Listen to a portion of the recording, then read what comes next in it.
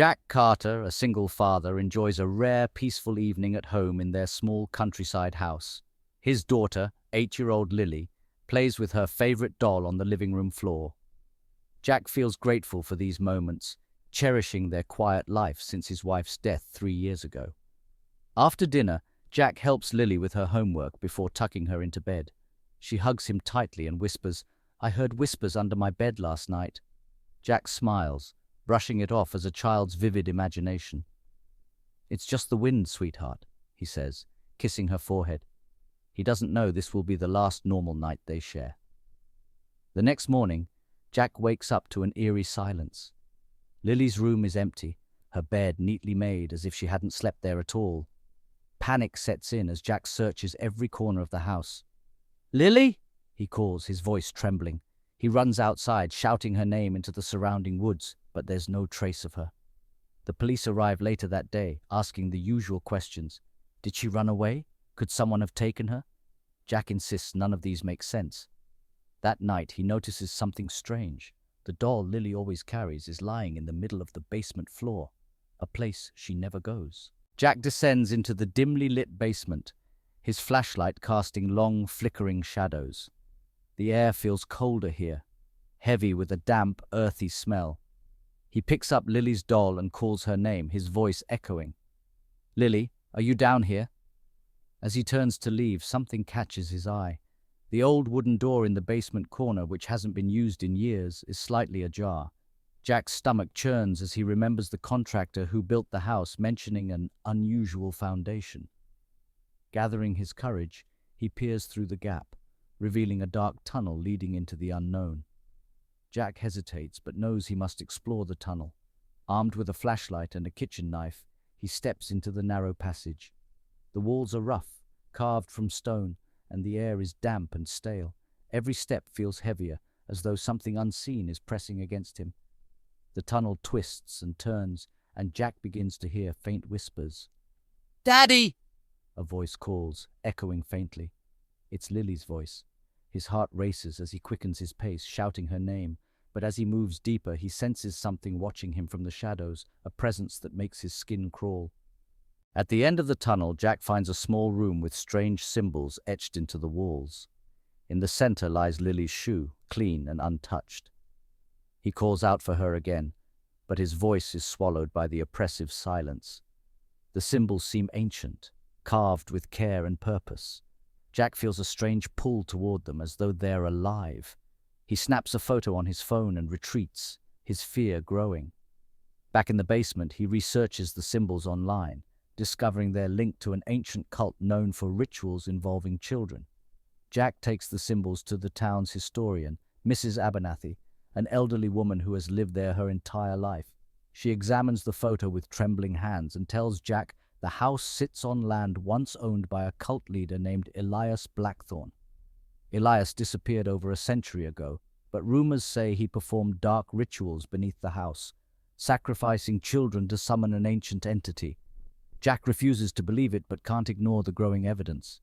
Mrs. Abernathy warns him, if those whispers have returned, the evil isn't gone. It's just waiting. Jack sits alone in his dimly lit living room, staring at the symbols on his phone. He feels fear clawing at his heart but refuses to let it take over. "Lily needs me," he whispers to himself. The police have stopped searching, dismissing her disappearance as a runaway case, but Jack knows she didn't leave on her own. He gathers tools from the garage, a crowbar, a flashlight, and a rope. He knows the tunnel holds the key to her whereabouts, even if it terrifies him. Before descending back into the basement, he whispers a promise. "I'll bring you home, Lily, no matter what." Jack re-enters the tunnel, determined to press further. The whispers grow louder, mingling with faint cries that sound like Lily's. "Daddy, help me!" her voice echoes, urging him forward. The walls seem to close in, and the air becomes colder with every step. Jack's flashlight flickers, and for a moment he's plunged into darkness. When the light returns, he sees claw marks etched into the stone walls, as if something had been dragged. His breath quickens, but he keeps moving, calling out for Lily as the cries grow fainter. After what feels like hours, Jack stumbles into a cavernous room. In the center stands an altar surrounded by ancient runes glowing faintly red. The air is thick with the smell of decay, and Jack fights the urge to vomit. On the altar lies Lily's other shoe, placed deliberately. As Jack approaches, he hears a low growl. Shadows in the room begin to shift, forming a shape too dark and twisted to comprehend. The ancient evil Elias Blackthorn summoned is here, guarding its domain. Jack grips his crowbar tightly, refusing to back down. "Where is my daughter?" he yells, his voice echoing into the void. The entity speaks, its voice deep and resonant, shaking the ground beneath Jack's feet. "Your child is mine," it says, its words slithering into Jack's mind. A debt owed long ago, paid in her blood. Jack refuses to accept this. "Take me instead," he shouts. The creature pauses as though amused. "A soul for a soul," it hisses. "But beware, mortal, for this path leads only to despair." Jack knows the risks, but doesn't care. "Just give her back," he screams. The entity laughs, a sound that echoes like nails scraping on stone. "A trade can be made, but you must prove your worth." Jack feels his heart pounding in his chest, but he stands firm. "I'll do anything to save Lily," he says. The shadows around the room writhe as the creature speaks. "Beyond this cavern lies a labyrinth, one forged from the fears and failures of those who came before. If you survive, the child will be returned, but fail." It doesn't finish the sentence. Jack clenches his fists and nods. "I'll do it." As Jack steps through a newly revealed passage, the air grows colder, and the dim light fades entirely. The only sound is his own breathing. Suddenly, the walls around him shift, and he finds himself in what looks like his living room, but it's twisted and distorted. On the couch sits a figure, his wife Anna, who had died 3 years ago. "Why did you let me die?" she whispers, her voice trembling with anger and sorrow. Jack freezes, tears filling his eyes. I couldn't save you," he stammers. The figure stands, her eyes glowing red. "You abandoned me!" she screams, lunging toward him. Jack instinctively raises his crowbar but hesitates, unwilling to harm what looks like his wife. He remembers the entity's words, a labyrinth of fears and failures. This isn't real. He closes his eyes, whispering, "You're not her. You're not real." When he opens them, the figure is gone and the room dissolves into darkness. Jack moves deeper into the labyrinth, his flashlight barely piercing the oppressive darkness. The whispers return, but this time they're not Lily's voice. They're snarls and growls. Shadows begin to take shape around him, forming grotesque creatures with glowing eyes and sharp claws. One of them leaps at him, and Jack swings his crowbar, connecting with a sickening thud. The creature dissolves into black mist, but more take its place. They surround him, snarling and snapping. Jack's survival instincts kick in, and he fights with all his strength, shouting Lily's name to keep himself grounded. When the last shadow creature vanishes, Jack collapses to his knees, exhausted but alive. "Is this all you've got?" he yells into the void, his anger outweighing his fear. In the silence that follows, a faint light appears in the distance. Jack stumbles toward it, hoping it's a sign of Lily. The light leads him to another chamber, smaller and less ominous than the others. In the center, he finds one of Lily's hair ribbons tied around a small wooden box. He opens the box to find a note written in Lily's handwriting. "Don't give up, Daddy. I'm waiting for you." Tears stream down Jack's face as he clutches the note. "I won't give up," he whispers, his resolve stronger than ever. The next section of the labyrinth is a twisting maze with walls that seem to shift and change. As Jack navigates through it, he's haunted by visions of his own failures. Missing Lily's school plays, being short-tempered after long workdays, and not being there when Anna died in the hospital. Each vision cuts deeply, but Jack pushes through, reminding himself of why he's there. "I wasn't perfect," he says aloud, "but I love my daughter more than anything. I'll fix this. I'll bring her back." The maze begins to collapse behind him, forcing Jack to run. He narrowly escapes as the walls crumble, emerging into yet another chamber. Standing before Jack is a towering figure cloaked in shadow, wielding a massive sword. "You've come far," it says, its voice echoing with power. "But the child is not yours to claim." Jack tightens his grip on the crowbar, his determination unshaken. "She's my daughter. I'll fight you if I have to." The gatekeeper laughs, raising its sword. "Then fight, mortal, and prove your worth." The battle is brutal. The gatekeeper's strength is overwhelming, and Jack is nearly crushed under its blows. But he fights smart, using the creature's size against it. With one final swing, he strikes the gatekeeper's knee, causing it to collapse. Jack delivers a decisive blow to its chest and the figure vanishes in a cloud of smoke. After defeating the gatekeeper, Jack stumbles into the next chamber. This one feels different, warmer, almost comforting. The walls are lined with moving images, like projections of moments from his life. Jack sees himself holding Lily as a newborn, teaching her how to ride a bike and reading bedtime stories to her. For a moment he's overwhelmed with joy, but then the images shift. He sees himself missing her dance recital, yelling at her after a rough day at work, and walking away as tears filled her eyes. A voice echoes in the room, soft but accusatory. "Were you ever good enough for her?" Jack falls to his knees, guilt threatening to consume him. But he shakes his head and whispers, "I'm not perfect, but I love her. I've always loved her." The voice quiets and the room begins to dissolve. In its place, a door appears, glowing faintly. Jack opens the glowing door, stepping into a circular room with a pedestal in the center. On the pedestal lies a scroll, and beside it a dagger glimmers under dim light. A disembodied voice echoes through the chamber. "The child can be freed, but only with a life given willingly." Jack's heart pounds as he realizes what this means. The voice continues, "Your blood can break the bond. Are you willing to pay the price?" Jack hesitates, fear creeping in. But then he sees Lily's face in his mind, her laughter, her smile, her warmth. He picks up the dagger, his hand shaking. "If this is what it takes," he says, raising the blade. But before he can act, a shadow sweeps through the room, knocking the dagger from his hand. "Not yet, mortal," the entity hisses. "Your trial is not over." The ground shakes violently and the walls of the chamber crack, revealing an enormous cavern below. Jack looks down to see a monstrous creature emerging from the darkness, its glowing red eyes fixed on him. It's the ancient evil Elias Blackthorn summoned, a beast of unimaginable power. The creature roars and the sheer force sends Jack tumbling back. He scrambles to his feet, gripping his crowbar tightly. The entity's voice echoes around him. "Defeat the beast and the child may live, but fail and her soul will remain mine for eternity." Jack knows he's outmatched, but his love for Lily fuels his courage. "You're not taking her," he screams, charging at the beast. The fight is brutal. The beast towers over Jack, its claws slicing through the air as he dodges. He strikes with his crowbar, but it barely leaves a mark on the creature's thick hide. The room is filled with deafening roars and the sound of metal against stone. Jack notices glowing symbols on the beast's chest, symbols like those he saw in the tunnel. He realizes these must be its weak points.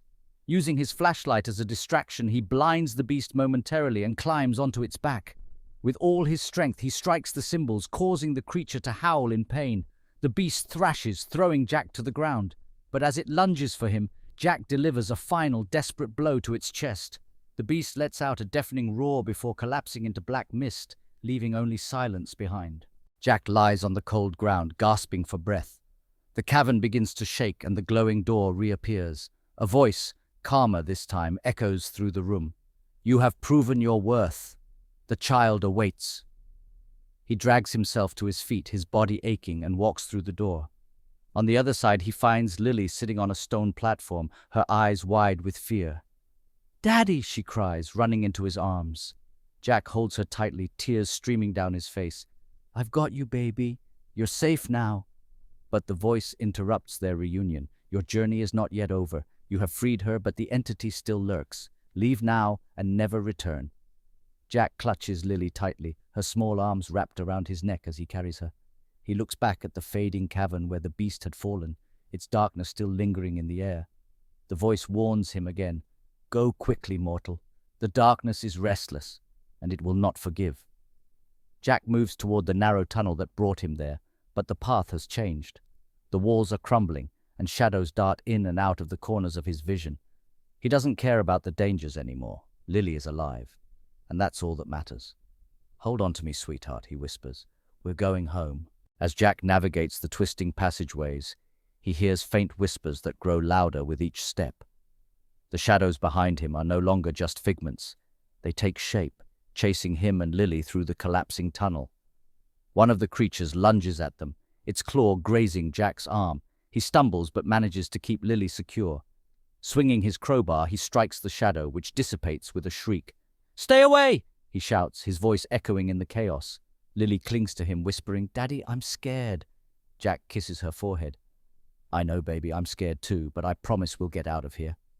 The tunnel leads Jack and Lily to a massive stone door covered in glowing runes. It's the only barrier between them and the surface. Jack sets Lily down gently and examines the door. "There has to be a way to open it," he mutters. The runes pulse as Jack touches them, and the voice of the entity returns. "Freedom comes at a cost," it says. "A piece of you must remain to seal the darkness forever." Jack doesn't hesitate. "Take whatever you need," he says. The runes glow brighter, and Jack feels a searing pain in his chest. He collapses to his knees, gasping as the door begins to open. Lily screams, "Daddy!" and rushes to his side. Jack weakly wraps his arms around her. "It's okay, Lily, just a little more and we'll be safe." The door finally creaks open, revealing a faint light at the end of the passage. Jack forces himself to his feet, cradling Lily in his arms. They step through the opening, but the ground shakes violently. The tunnel begins collapsing behind them, and Jack runs as fast as his weakened body can carry him. The shadows make one final attempt to grab them, their claws brushing against Jack's heels. But with a burst of adrenaline, he leaps through the last stretch of the passage just as the door slams shut behind him. The earth is silent once more. Jack and Lily emerge into the pale light of dawn. They're in the woods near their house, the air fresh and cool. Jack collapses onto the grass, holding Lily tightly as tears stream down his face. "We made it," he whispers. Lily looks up at him, her eyes filled with gratitude and fear. "You saved me, Daddy." Jack nods, stroking her hair. "I'll always save you, no matter what." For the first time in what feels like forever, Jack feels hope. But deep down, he knows the fight isn't over. The entity's darkness still lingers, and Jack feels the price he paid weighing heavily on his soul. Jack carries Lily back to their house, which looks eerily quiet. The basement door is sealed shut, as though it had never been disturbed. He locks every window and door, vowing to keep Lily safe. That evening, as he tucks Lily into bed, she asks, "Will the bad thing come back?" Jack hesitates before answering. "Not if I can help it." He kisses her forehead, and she falls asleep, clutching her doll. Jack sits alone in the living room, staring at the basement door. He knows their ordeal isn't over. The darkness beneath the house isn't gone. It's waiting. But for now, he's grateful to have Lily back, and he's prepared to fight again if he must. In the weeks following their escape, Jack and Lily try to return to a normal life, but the shadows of their ordeal linger. Jack notices the house feels different, colder, quieter, and almost watchful. Every creak of the floorboards makes him tense, but he keeps his fear hidden from Lily. Lily, meanwhile, has grown quiet and withdrawn. She clings to Jack, refusing to be alone for even a moment. One night, as Jack tucks her into bed, she whispers, "Daddy, I can still feel it watching me." Jack's heart sinks, but he forces a smile. "Nothing will hurt you again, Lily, I promise." Jack wakes up in the middle of the night to a faint sound, whispers echoing through the house. At first, he thinks it's a nightmare, but the whispers grow louder, their tone mocking and cruel. He grabs his crowbar, his weapon of choice, and follows the sound to the basement door. The door is sealed, just as he left it, but a faint red glow seeps through the cracks. Jack hesitates, gripping the handle tightly. The entity's voice echoes in his mind. The darkness remains. "You cannot escape me." Jack backs away, knowing he can't fight it alone. He retreats to Lily's room, where she's fast asleep, her face peaceful for the first time in days. "I'll protect you," he murmurs, sitting by her bedside with the crowbar in hand. The next day, Jack decides he needs answers. He visits the local library, searching for anything that could explain what he and Lily experienced. In the dusty archives, he finds a book about Elias Blackthorne, the man who built the house over a century ago. The book details Blackthorne's descent into madness, his obsession with summoning dark forces, and the disappearance of his family. Jack's stomach churns as he reads about the rituals Blackthorne performed to bind the entity to the house. The book ends with a chilling warning. The darkness remains as long as the house stands. Jack realizes that escaping the entity might require more than just bravery. It may require destroying the very home he and Lily have shared.